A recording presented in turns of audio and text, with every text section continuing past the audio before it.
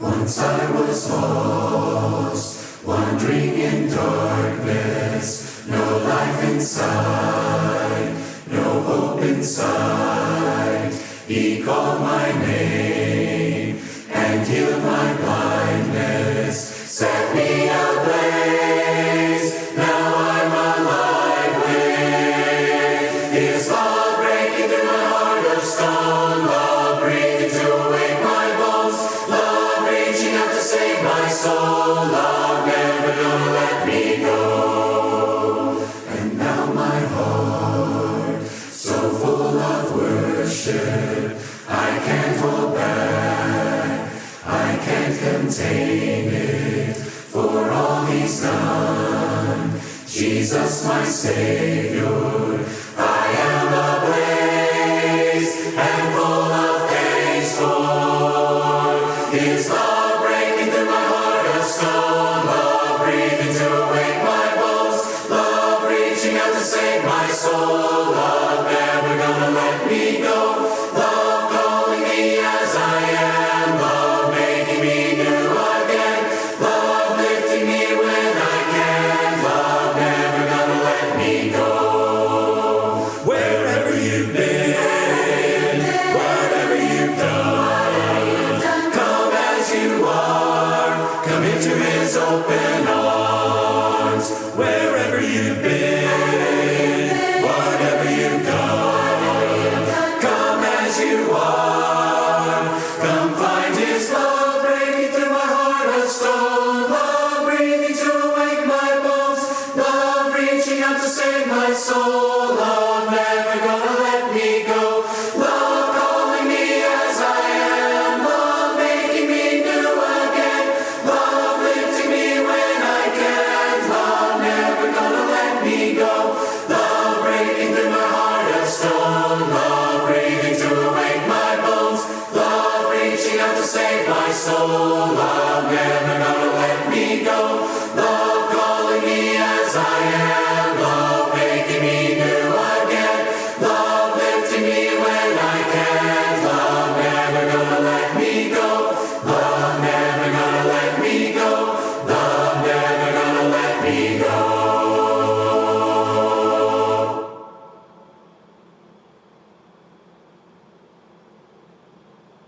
Even though I walk through the valley of the shadow of death, your perfect love is casting out fear.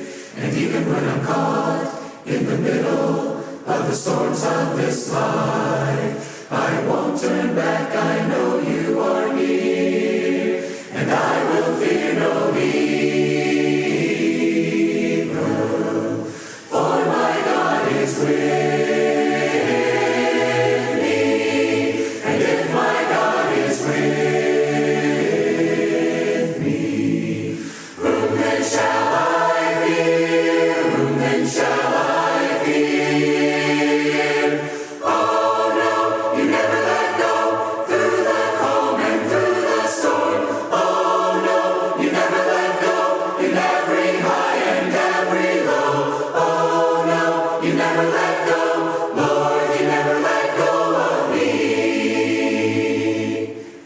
See the light that is coming for the heart that holds on, a glorious light beyond all compare. And there will be an end to these troubles, but until that day comes, we'll live to know you here on the earth, and I will fear no evil, for my God is with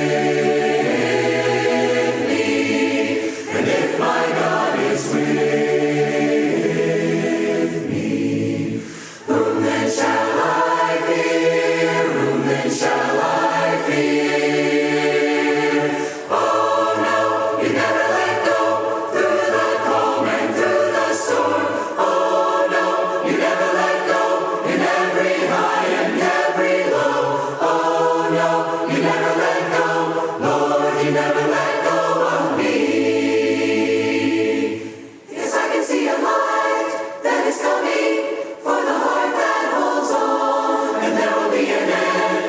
these troubles, but until that day comes, still I will praise you, still I will praise. I can see a light that is coming for the heart that holds on, and there will be an end to these troubles, but until that day comes, still I will praise you, still I will praise you. Oh no, you never let go through the calm and through the storm.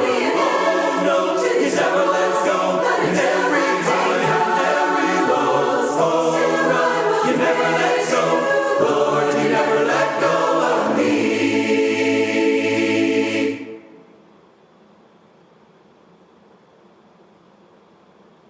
In need of grace, in need of love, in need of mercy raining down from high above, in need of strength, in need of peace, in need of things that only you can give to me. In need of Christ, the perfect Lamb, my refuge strong, the great I am. This is my song, my humble plea. I am your child, I am in need. In need of grace, in need of love, in need of mercy raining down from high above, in need of strength, in need of peace, in need of things that only you can give to me. In need of Christ, the perfect Lamb, my refuge strong, the great I am. This is my song, my humble plea. I am your child, I am in need. In need of Christ, the perfect Lamb, my refuge strong, the great I am. This is my song, my humble plea. I am your child, I am in need. I am your child,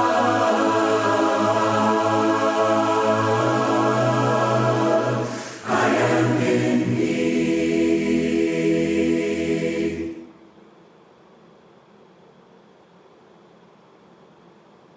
I still have joy, I still have joy, after all the things we've been through. I still have joy, I still have joy, I still have joy, after all the things we've been through. I still have joy, I still have peace, I still have peace, after all the things we've been through.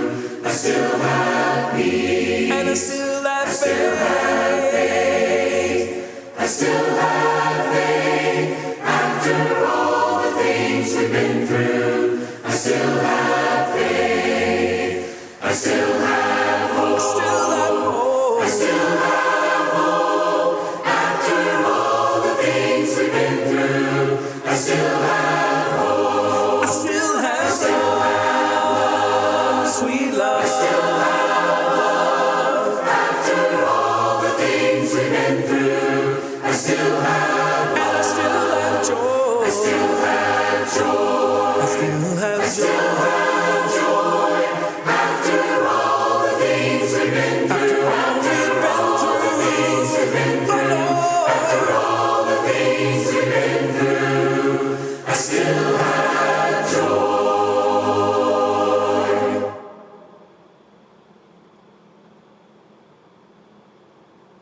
Every praise is to our God. Every word of worship with one accord. Every praise is to our God. Sing hallelujah to our God. Glory, hallelujah is to our God. Every praise is to our God. Every praise is to our God. Every word of worship with one accord. Every praise is to our God. Sing hallelujah to our God. Glory, hallelujah is to our God. Every praise is to our God. God my Savior, God my healer, God my deliverer. Yes, He is. Yes, He is. God my Savior, God my healer, God my deliverer. Yes, He is. Yes, He is. God my Savior, God my healer, God my deliverer. Yes, He is. Yes, He is. Every praise is to our God. Every word of worship with one accord. Every praise is to our God.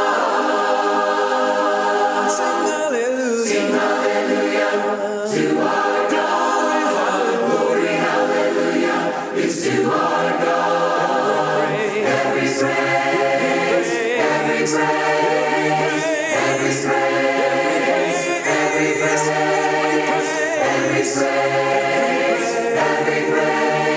is to our God.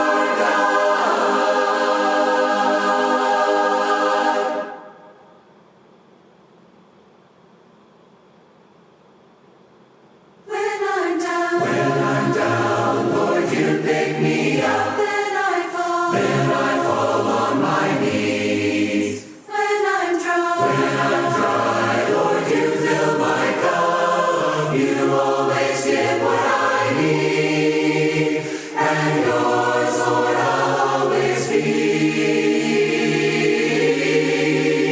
When everything's right, I will praise you. In seasons of joy, I will sing, and even in trials, I'll still praise you. For you are my glorious King.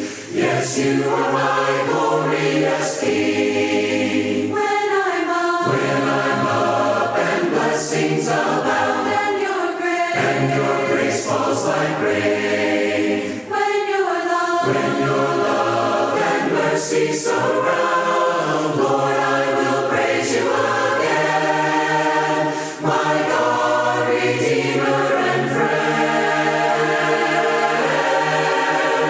When everything's right, I will praise you.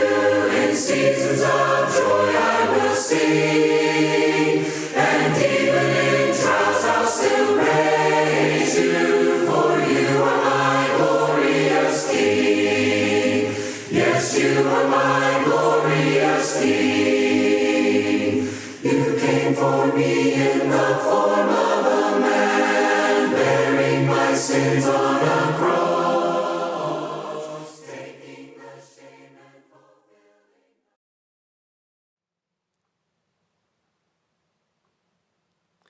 Welcome to our live stream telecast this evening. Thank you very much for joining us. I hope that you'll find it beneficial. This evening I'm going to talk about an extended episode in the Gospel of John John's gospel is one way very interesting in its use of the word true or truth. He doesn't really use it as just the opposite of false. And he doesn't use it the way we often use the word truth in our circles of just a set of teachings, a body of teachings. Really, in John, it represents what we often would use the word real or reality for, the real gospel, the real truths about the world. Well, think about learning about the real God and what God is really like. Well, the Old Testament does that, certainly to some extent. We see God interacting with people and nations. And yet, God, to some extent then, and I think for many people even now, many even believers in Jesus Christ, God is still more of an idea than a person and a being. He's somehow out there, hard to relate to. We think of him as beyond our world. And that's where really John begins his gospel, with this relatively well-known beginning. In the beginning was the Word, and the Word was with God, and the Word was God. It seems a little strange, the use of the term word, but if you begin thinking about the way John is referring to reality and the way he extends this in chapter 1, he keeps on going, and he says, well, the Word became flesh, and he lived among us, and we beheld him, we looked on him, full of grace and truth, full of grace in reality, full of grace in the way things really are. And he goes on then to say, well, no one has seen God at any time, but his only begotten Son. He has revealed him.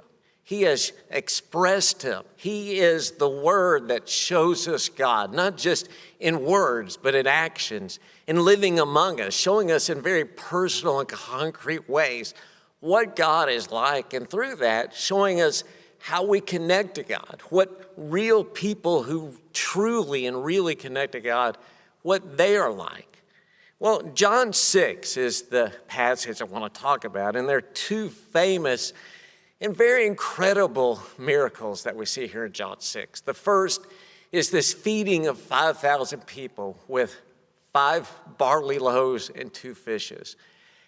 And maybe to follow that up to later skeptics who might think, well, that happened just because people ultimately really just shared from stuff they already had. John goes on to relate the story of Jesus walking on the water as the 12, he had left the 12, they were going back across from near Bethsaida here on the north shore of the Sea of Galilee back toward Capernaum. They were out on the open water and they see Jesus walking to them. I mean, these incredible occasions and miracles. And Jesus uses particularly this miracle of feeding 5,000 people with practically nothing. He uses that as an occasion to talk about the reality of God and himself and those who would come to him.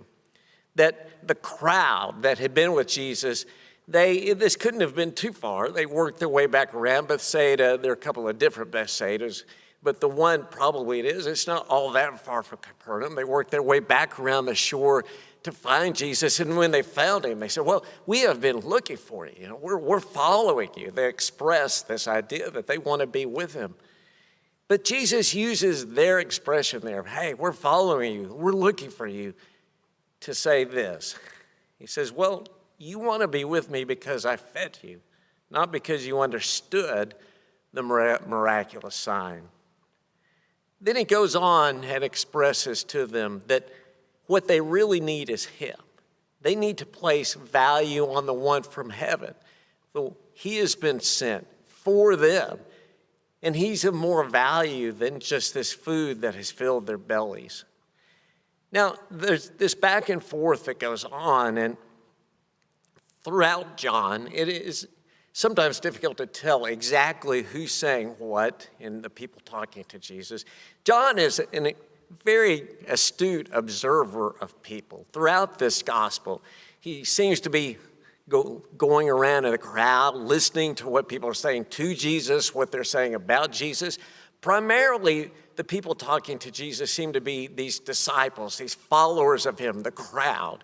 Although there may be some others who are just hostile opponents who are worked in here also, because it's an extended conversation. If you look at first, They seem to meet him when he first lands in Capernaum, but as the time goes on, they end up, by the end of this discussion, in the synagogue at Capernaum. So it's kind of an extended conversation that may include a variety of people.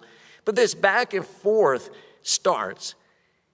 And the people say to Jesus, okay, well, you're talking about food from heaven that doesn't spoil. We can get on board with that. Hey, we like food that doesn't spoil, that's readily available, that once you have it, you have it. But really, that's confirming what Jesus has already said to them, confirming that they're fixated on the food, not on him. They even in this conversation say something that I think John intends probably to be both ironic and maybe even comical. You think about, they say, well, how about a sign, Jesus? And in particular, maybe give us a sign like God gave through Moses. He gave manna to our ancestors. Again, you think about, they're coming back to this fixation on food, but think about the irony of that. He just fed them. He fed 5,000 people out of nothing. And they're asking, well, give us a sign, and that'll help us in our belief. Well, all that will do is reconfirm this fixation that you have. Well, Jesus then draws from this back and forth, and I want to read a little bit here. Starting in verse 43, he says, well, stop grumbling among yourselves. Skipping to verse 46, he says, no one has seen the Father except the one who is from God. Only he has seen the Father. Very truly, or really, I tell you, the one who believes has eternal life. I am the bread of life. Your ancestors ate manna in the wilderness, and yet they died. But here is the bread that comes down from heaven, which anyone may eat and not die. I am the living bread that came down from heaven. Whoever eats this bread will live forever. This bread is my flesh, which I will give for the life of the world. And then he continues a little farther down. Really, I tell you, unless you eat the flesh of the Son of Man and drink his blood, you will have no life in you. Well, you think about that. Some of this seems fairly obvious. I am the bread of life. Yeah, you're fixated on food, but I'm the bread that you really need. Think about it. Your ancestors, the bread, even that God gave them, they ate it, they still died. I can give you something that will give you life that's truly enduring. What he's saying in essence is what you really need is me. And then one step farther back in John's gospel is the idea that what you really need is God. You think about that, religious people, certainly people Jews of this era or people who are mildly religious today, Jewish or Christian, well, certainly the idea that, you need God, well, everybody knows that. And I think that causes us sometimes to pass over these passages, thinking that, we're way beyond this. We understand this. Everybody gets that. But not in the sense John is getting at here.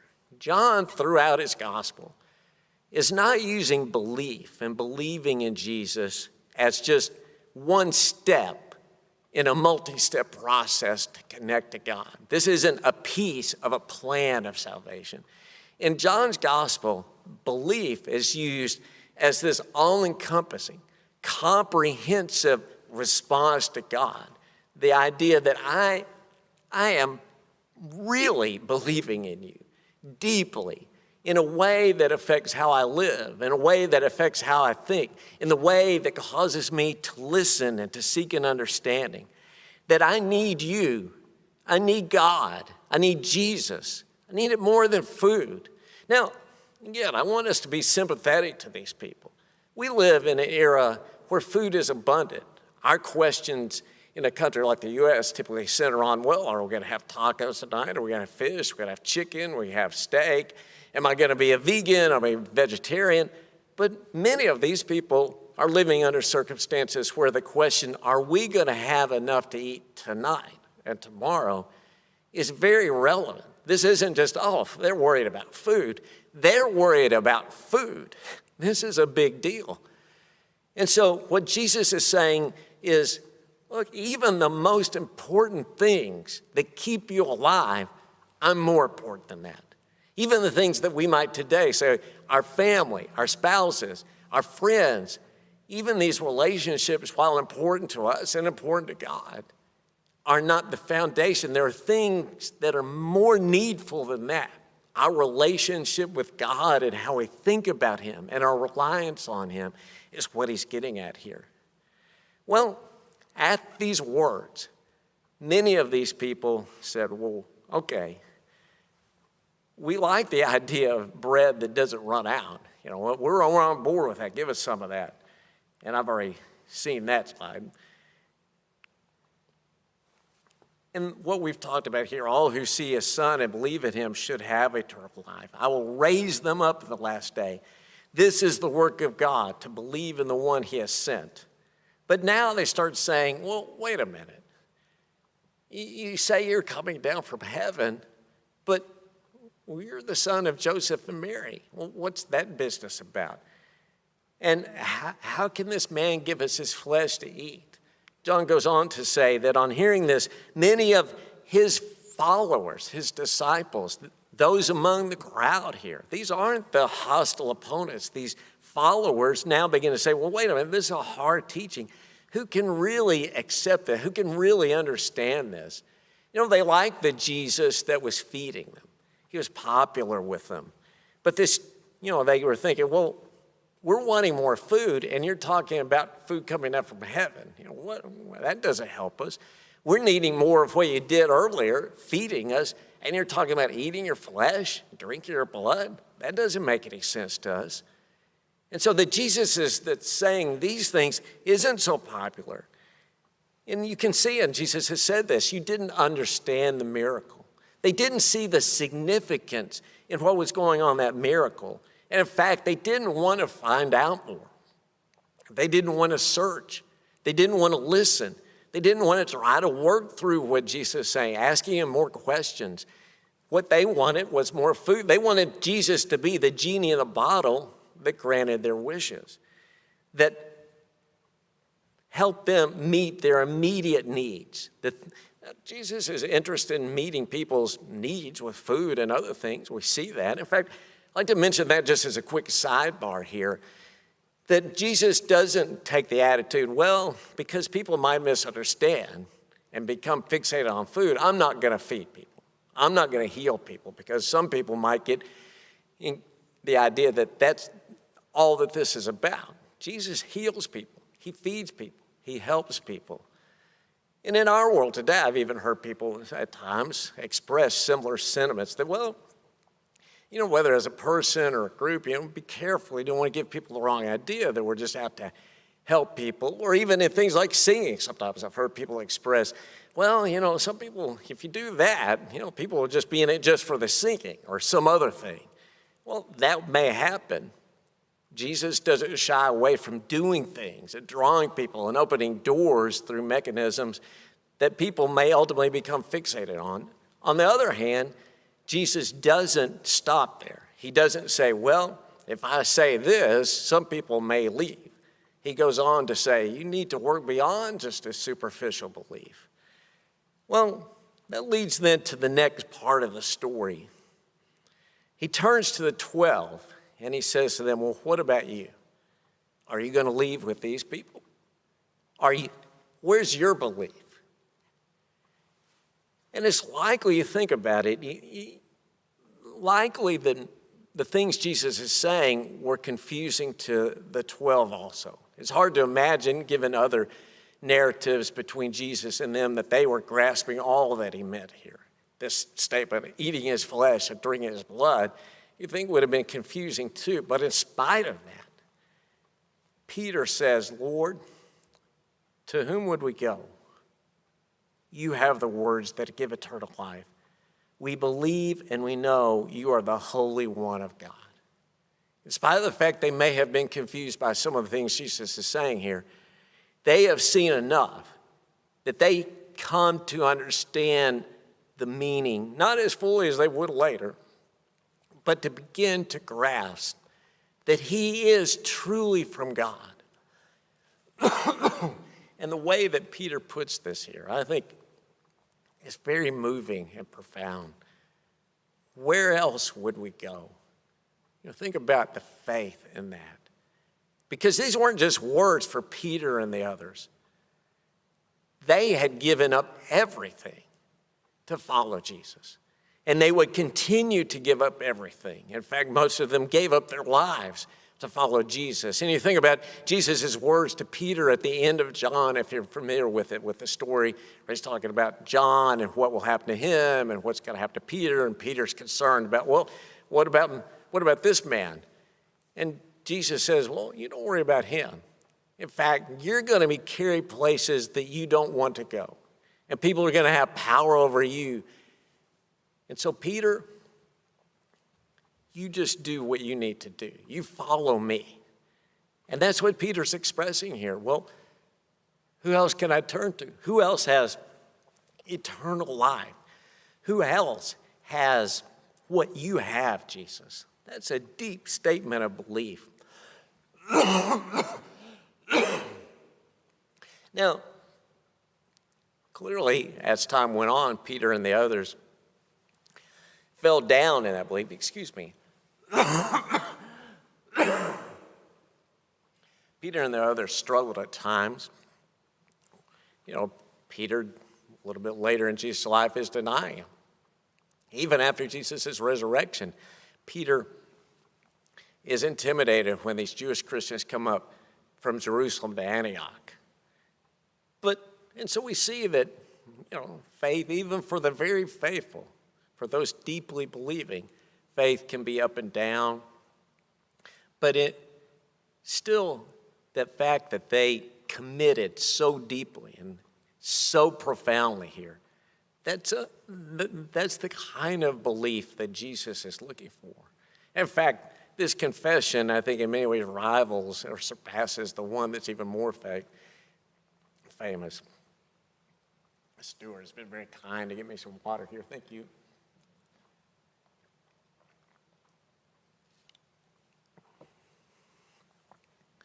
Well, then chapter 7. Chapter 7 in some ways is a postscript to what has happened.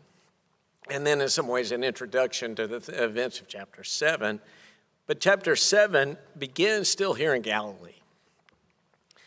And what happens is Jesus' brothers show up and they say to Jesus, well, what are you doing up here? Why are you doing these great things up here? A public figure, a prophet should be in Jerusalem. There's a great festival coming. That's where you should be. And John adds in his narrative, well, even his own brothers didn't believe in him. Now, maybe that means they were truly opposed to him, had no belief. But again, in the Gospel of John, it's probably more likely what he means here is they aren't yet fully accepting him as the Messiah.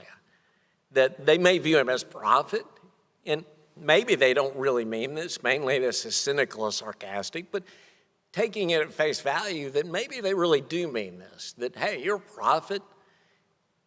Think about it. They've spent 20 plus years with Jesus. It would be very difficult to live with Jesus for 20 more years without having a sense that, hey, he is special.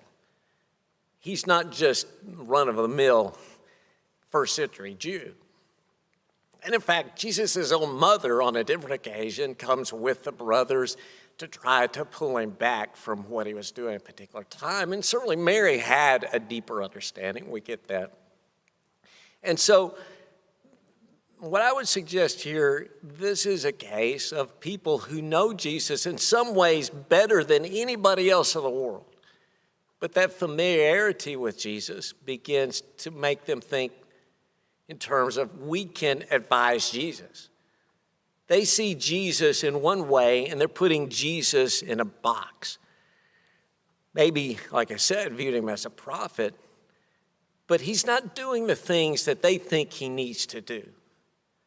And even the 12, we see Peter, James, John all do this themselves on other occasions, particularly when he's speaking about his impending death. And well, don't say that, Jesus. No, and Jesus has to scold them on those occasions and remind them that, no, I am here to do the work of God. You're not on board right now. It's an interesting problem of people who are in some ways intimately acquainted with Jesus, but yet they're trying to prescribe for Jesus the bounds of who he should be, rather than just saying, hey, he is special.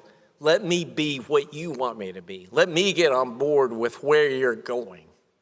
So that brings me to my conclusion here, the question I would have for all of us. Who does your faith, who does my faith resemble here? Is my faith like these disciples in the crowd? Is it all about the immediate outcome, about immediate gratification? Lots of things are very important to us. I'm not belittling things like having enough to eat, having sick children get better, sick spouses get better, having relationships mended. Those are all important. But is our faith overturned by circumstances in life? Is it a faith that is really interested in searching and listening and learning through events in our life, gaining a deeper connection to, a deeper understanding of God? Or is it in it for the now? Are we viewing Jesus as our little personal genie? Or is my faith or lack of it like the faith of the brothers of Jesus, that I know a lot about him, but I've built my own little convenient box around Jesus? Is my faith about making Jesus who I want him to be, rather than me becoming submissive to him and really becoming believing in him? You know, it's easy to set up a person or a group or maybe a set of ideas and to say, well, these don't just reflect qualities of Jesus, this is the totality. Well, that's problematic. That we need to understand that this is a problem. Sometimes if we're kind of tradition bound, I don't mean that in a bad way, but it can happen that maybe some ancestor or some bygone era or some bygone group is become defining of who Jesus is for us. Again, rather than reflecting some of his qualities, that becomes defining for us. And rather than saying, I need to be what Jesus wants to be, I need to keep searching and learning, we attach ourselves to that. But the same problem can crop up for people who are on the other end of the spectrum and know Jesus well, but decided, well, he's a very countercultural figure. We need to get on board with the countercultural Jesus. Well, again, Jesus in some ways was countercultural. There's no doubt about that. But almost all the people Jesus interacted with him, even among people who followed him and were very interested in him, almost all of them made mistakes about trying to hem in Jesus rather than begin to expand their ideas to who Jesus is. You don't think about it.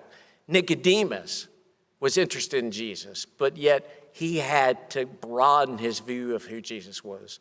The Samaritan woman at the well was like that, who didn't know him very well at all, but she certainly had to broaden her ideas of who the Jewish Messiah is. Think about people like Mary and Martha, some of the closest friends of Jesus, and yet they didn't fully get it either. They didn't fully see who Jesus was. The 11, they're like that too. Throughout his ministry, even his closest followers are often having to learn and relearn and expand and get on board with him as they're trying to hem him in rather than being submissive to him. And so the question is that me? Is it? And I think for many of us, and I would say I've been like this a lot of times in my life. I think religious people, most of the people listening here tonight are very serious about the religion, know Jesus very well. But often I've been guilty of making Jesus into who I want him to be rather than me conforming to who he wants me to be. Or is my faith like Peter and the 11 on this occasion? Do I have a deep sense of how much more I need Jesus than anything else? Is my belief in Jesus, here's a good way to ask yourself this, is my belief in Jesus changing me over time from who I naturally tend to be to who he wants me to be? Can we say with Peter, look, I don't have it all down. I may be still in the dark and likely am on some things. Some things I think are right, I may be wrong on, but I trust in you. You have the words of eternal life.